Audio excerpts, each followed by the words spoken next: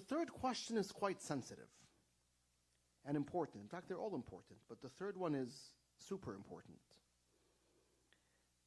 And that is, how can we guarantee that we don't become apostates during al-ghaiba?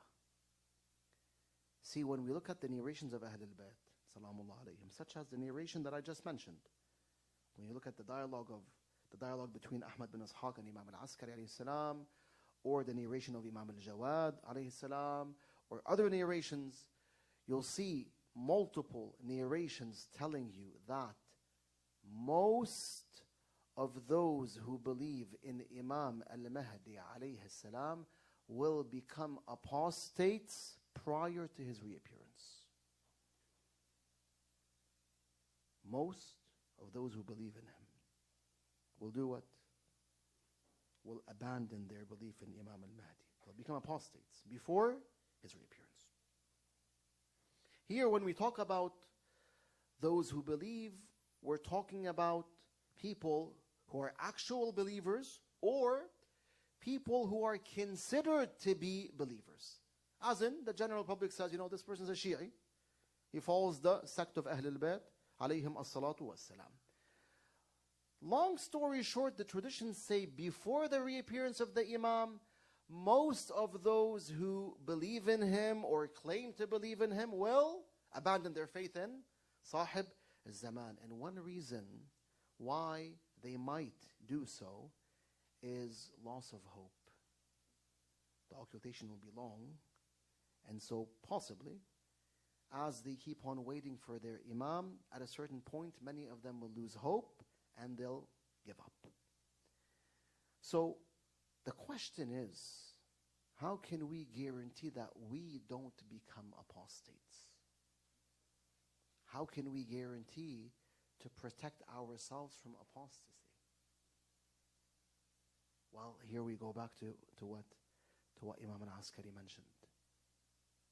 When he told Ahmad bin Ishaq that everyone will be doomed in the ghaiba. Everyone will be doomed, except for who? Those who are given tawfiq by Allah Azza wa Jal. They're given godly aid to continue believing in the Imam alayhi salam. And they're also given godly aid, tawfiq, to supplicate and ask Allah to hasten the salvation of the Imam. That's your answer.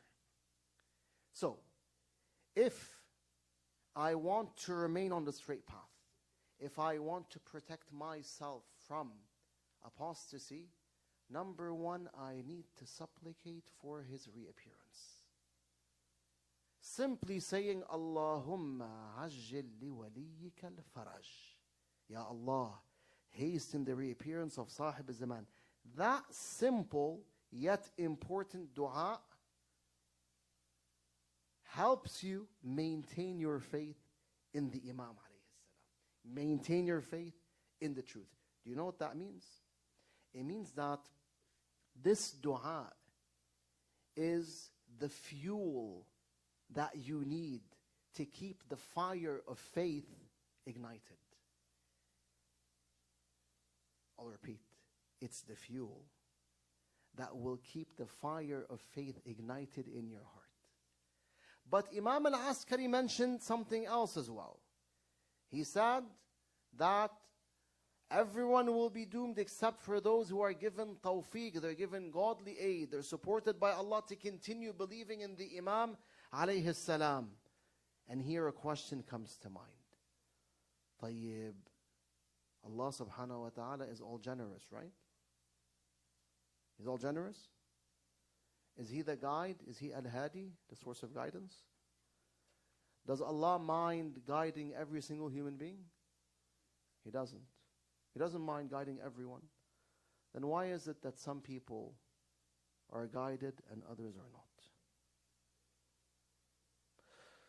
Does Allah mind bringing down His tawfiq on everyone? No. Then why are certain people muwaffaqeen whilst others are deprived of tawfiq?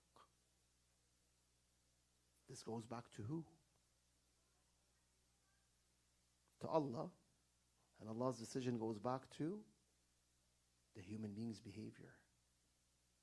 See, sometimes I will do something, or you'll do something, that will grant us more tawfiq. We'll do deeds that please Allah Azza wa Jal.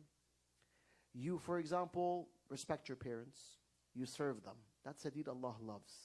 A deed that grants you more tawfiq. You come to the mosque to listen to Dua Kumail, or to attend an Islamic class, or to hear a majlis for Abi Abdullah salawatullah alayh. That's a beautiful deed. You're coming to a gathering of remembrance.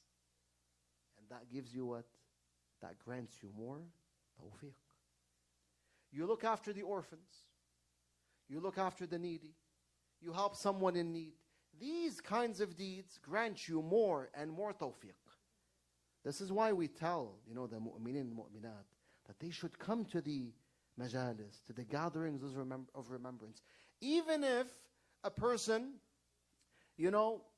does not learn anything new. Some youth will tell you, when we come to these majalis, we hear the same thing. We hear the exact same teachings, which is not the case, of course.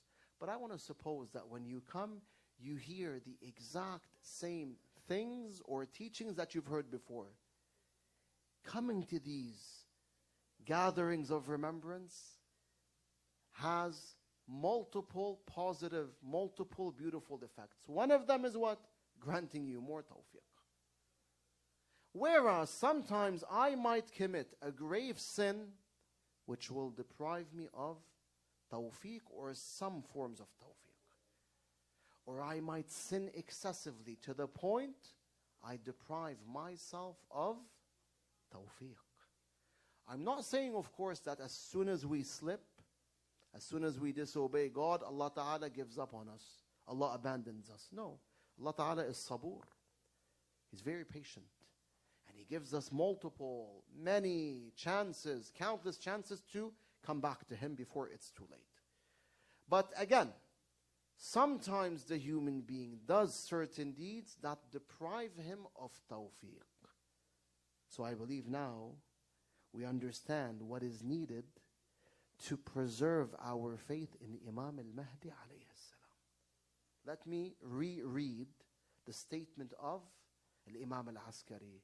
He said alayhi salam, لا ينجو فيها من الهلكة إلا من ثبته الله عز وجل على القول بإمامته ووفقه فيها للدعاء بتعجيل فرجه. So I understand that the more good deeds I do during al-ghaiba, the closer I will be to maintaining my faith in the Imam, and the more protection I will have against apostasy.